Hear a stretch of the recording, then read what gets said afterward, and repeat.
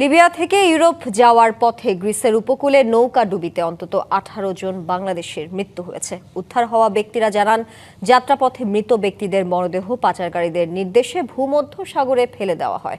শুক্রবার গ্রিসের কোস্টগার্ড জানায়, ইউরোপীয় ইউনিয়নের সীমান্ত ও উপকূলীয় রক্ষা বাহিনী ফ্রন্টেক্সের একটি জাহাজ গ্রিসের ক্রিট দ্বীপের কাছ থেকে 26 জনকে উদ্ধার করে। এদের মধ্যে 21 জনই বাংলাদেশি। উদ্ধার হওয়াদের মধ্যে একজন নারী ও এক শিশু রয়েছে। এদিকে নিহত বাংলাদেশিদের মধ্যে 3 জনের পরিচয় জানা গেছে। তারা হলেন সুনামগঞ্জ জেলার দিরাই উপজেলার রানারচরের মুজিবুর রহমান, একই উপজেলার তারাপাশা এলাকার নুরুজ্জামান সর্দার ময়না এবং মোহাম্মদ সাহান। বার্তা সংস্থা AFP জানিয়েছে, জীবিতদের মধ্যে 21 জন বাংলাদেশি, 4 জন দক্ষিণ সুদানের নাগরিক এবং 1 জন চাঁদের নাগরিক।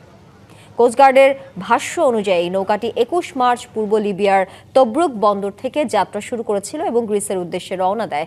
6 দিন ধরে খাবার ও পানীয় ছাড়াই সমুদ্রে ভাসতে থাকায় যাত্রীরা দিগ্ভ্রান্ত হয়ে পড়েন। নগদ নিয়ে এলো হার না মানা হার অফার। সর্বনিম্ন 10,000 টাকা রেমিটেন্স নগদে পাঠালে থাকছে স্বর্ণের হার জেতার সুযোগ।